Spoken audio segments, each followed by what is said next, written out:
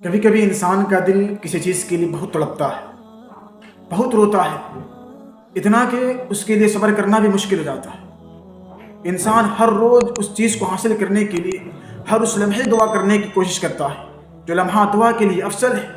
اور اس کی آنکھیں اپنی مانگے گئے دعا کے قبول ہونے کے انتظار میں ہر روز ادھر ادھر تکتی رہتی ہے،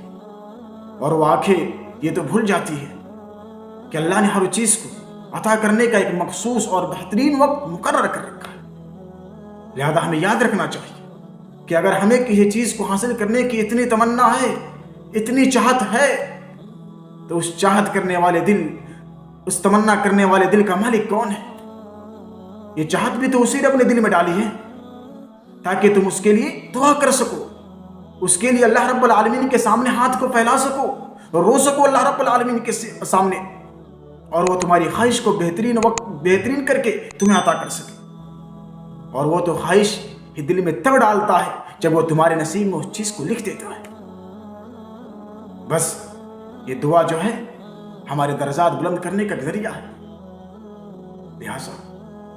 جس چیز کی چاہت دل میں پیدا ہو رہی ہے، جس چیز کے لیے یہ دل تڑپ رہا ہے، جس چیز کے لیے ہم دعا کر رہے ہیں، اس چیز کو پانے کے لیے ہمیں کیا کرنا ہے؟ صبر کرنا ہے، اور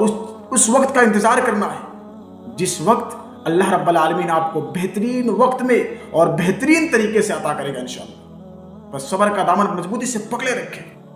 اور اللہ رب العالمین سے اس چیز کو پانے کے لیے دعا کرتے رہے، مسلسل لگاتار کرتے رہے، تاکہ اللہ رب العالمین اس چیز کو